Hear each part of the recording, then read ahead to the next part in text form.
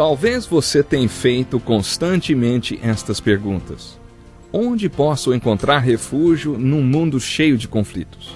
Ou, como e onde posso encontrar força para vencer nesse mundo que oferece tantas derrotas? Acompanhe agora com o pastor Edson Bruno mais um programa Encontro com a Palavra.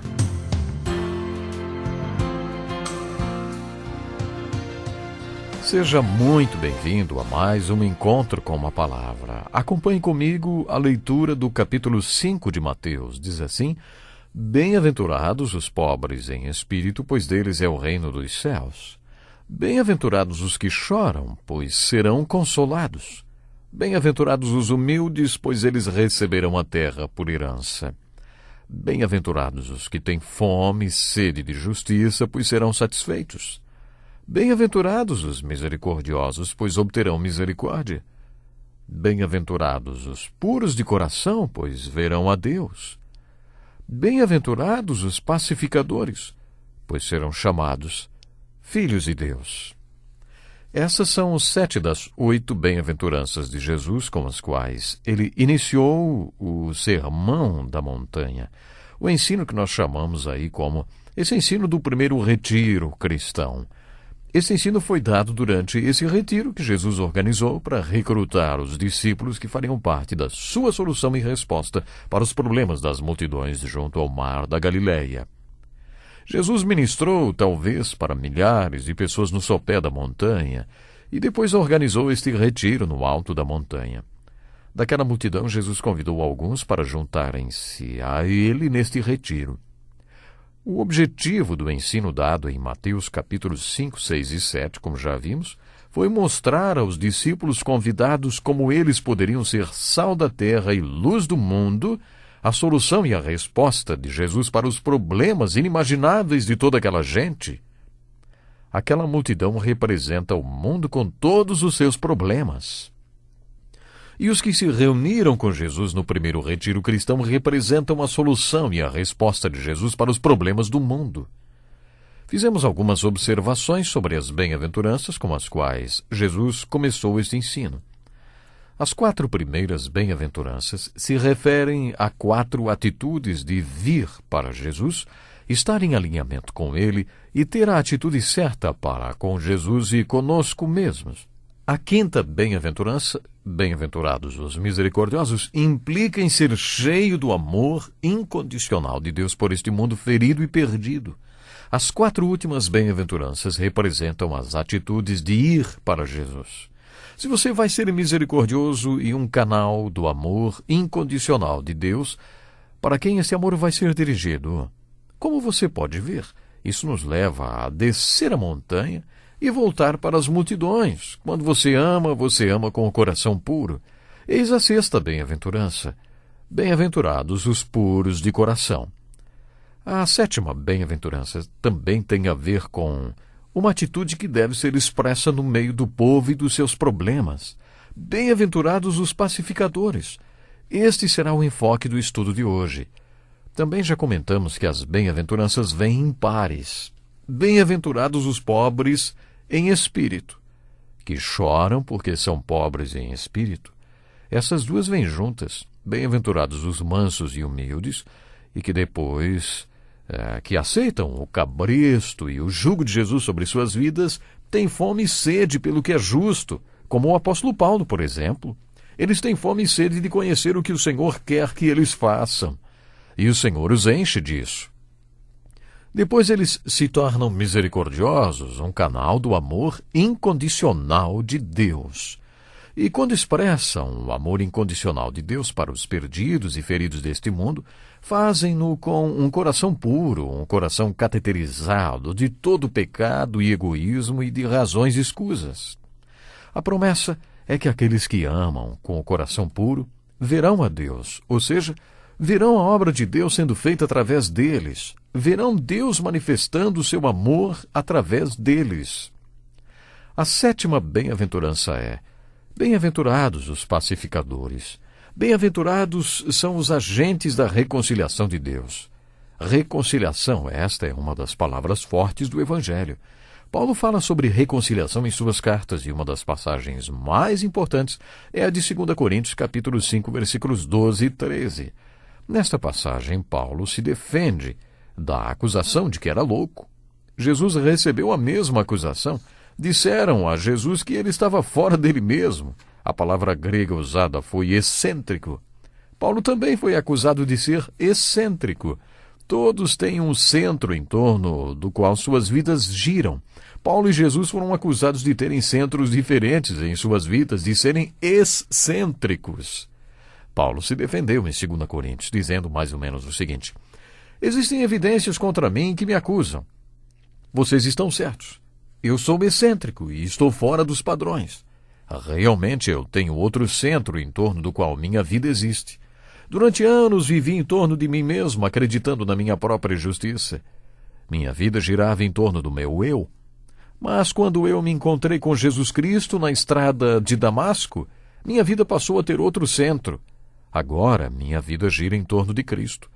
Paulo usa as expressões por Cristo, em Cristo, para Cristo e através de Cristo. Ele disse que se defendeu não porque precisasse, mas por causa daqueles que se orgulhavam do que se podia ver e não do que estava no coração. Paulo se defendeu em 2 Coríntios 5, 13 a 17, dizendo: se enlouquecemos é por amor a Deus, se conservamos o juízo é por amor a vocês. Pois o amor de Cristo nos constrange, porque estamos convencidos de que um morreu por todos, logo todos morreram. E ele morreu por todos, para que aqueles que vivem já não vivam mais para si mesmos, mas para aquele que por eles morreu e ressuscitou. De modo que de agora em diante a ninguém mais consideramos do ponto de vista humano. Ainda que antes tenhamos considerado Cristo desta forma, agora já não o consideramos assim. Portanto, se alguém está em Cristo, é nova criação. As coisas antigas já passaram, eis que surgiram coisas novas. A partir daí, Paulo fala em reconciliação. Ouça com atenção do versículo 18 até o versículo 2 do capítulo 6. Tudo isso provém de Deus, que nos reconciliou consigo mesmo por meio de Cristo e nos deu o ministério da reconciliação, ou seja, que Deus em Cristo estava reconciliando consigo o mundo, não levando em conta os pecados dos homens, e nos confiou a mensagem da reconciliação. Portanto, somos embaixadores de Cristo, como se Deus estivesse fazendo seu apelo por nosso intermédio. Por amor a Cristo lhes suplicamos: reconciliem-se com Deus. Deus tornou pecado por nós aquele que não tinha pecado, para que nele nos tornássemos justiça de Deus. Como cooperadores de Deus, insistimos com vocês para não receberem em vão a graça de Deus. Pois ele diz: eu o ouvi no tempo favorável e o socorri no dia da salvação. Digo-lhes que agora é o tempo favorável, agora é o dia da salvação. Poderíamos encaixar esta passagem de 2 Coríntios muito bem com a passagem das bem-aventuranças, quando Jesus disse: bem-aventurados os pacificadores. O que Jesus disse também pode ser assim expresso: bem-aventurados os reconciliadores, os ministros da reconciliação. No capítulo 5 de 2 Coríntios, Paulo conta que quando Jesus Cristo morreu na cruz, Deus estava em Cristo naquele momento reconciliando o mundo com Ele mesmo. Nenhuma acusação havia mais sobre nós, porque todas foram lançadas sobre Cristo. Isaías disse: o castigo que nos trouxe a paz estava sobre ele, Jesus. Quer dizer que todo o castigo que receberíamos pelos nossos pecados estavam sobre Jesus.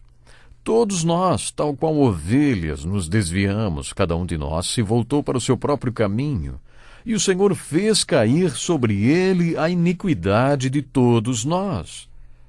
Paulo afirma a mesma coisa quando diz que Cristo morreu naquela cruz, reconciliando Deus com o mundo.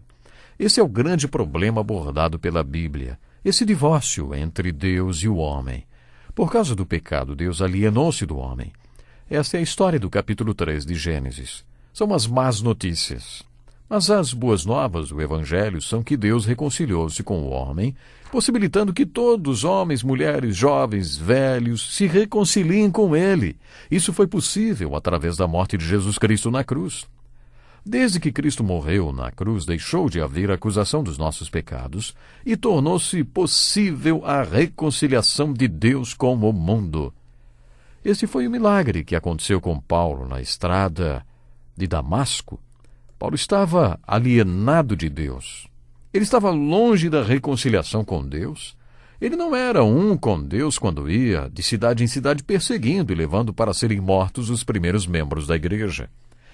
Mas, quando Paulo se encontrou com Jesus Cristo na estrada de Damasco, ele se reconciliou com Deus. Ele experimentou o milagre da reconciliação e recebeu também um chamado. Ele foi comissionado para ser um ministro da reconciliação. Ele recebeu uma mensagem que deveria anunciar a mensagem da reconciliação. A partir do momento em que Paulo experimentou o milagre da reconciliação na estrada de Damasco e recebeu a mensagem e o ministério da reconciliação, ele não parou de pregar. Reconciliai-vos com Deus. Creiam que Deus se reconciliou com vocês e que vocês podem se reconciliar com Ele. Este era o Evangelho e a mensagem que Paulo pregava. Este era o seu ministério e o milagre que ele mesmo tinha experimentado. É exatamente isso que Jesus está falando no versículo 9 de Mateus 5, quando ensina a 7ª bem-aventurança. Bem-aventurados os pacificadores. Mais uma vez, Jesus está dizendo, olhem lá para baixo. Estão vendo toda aquela gente com todos os tipos de problemas?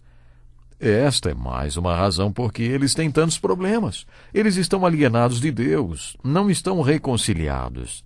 Existe um divórcio entre eles e Deus. Eles nunca ouviram as boas novas de que Deus anulou o divórcio e que basta crer. Esta era a mensagem do que Deus ia fazer quando Cristo morresse na cruz. Nós estamos do lado de cá da cruz, portanto, para nós as boas novas são que Deus reconciliou o mundo com Ele mesmo, incluindo você. Você crê nas boas novas de paz com Deus? Você já experimentou sua reconciliação pessoal com Ele? Bem-aventurados os pacificadores. Significa bem-aventurados os ministros da reconciliação. Você já entendeu que o Evangelho de Jesus Cristo é boas novas e não más notícias? Da maneira como alguns pregam o Evangelho, parece que ele é uma má notícia. Algumas pessoas dizem praticamente, já ouviu quais são as más notícias? Você vai queimar no inferno para sempre. Isso é notícia ruim, mas o Evangelho é notícia boa. As boas novas de reconciliação. As boas novas são que você não vai mais para o inferno, porque Jesus Cristo já foi e voltou do inferno por você. Todos os seus pecados foram lançados sobre ele e não pesam mais contra você. Você não precisa ir para o inferno porque você pode se reconciliar com Deus agora mesmo. Deus já se reconciliou com você. Já faz 2000 anos que ele se reconciliou com você. Você crê nisso? Pense nessas palavras. Deus lhe abençoe. Até o próximo programa. Que lição importantíssima. Obrigado, Pastor Edson Bruno. Prezado ouvinte, coloque em prática o que você ouviu aqui. Sem dúvida, sua vida será grandemente abençoada. Este é um estudo escrito pelo Dr. Dick Woodward, na voz do Pastor Edson Bruno. Escreva-nos e solicite o material. Nosso endereço é Encontro com a Palavra, Caixa Postal 2011, CEP 89201-970, Joinville, Santa Catarina. Até o nosso próximo encontro com a Palavra.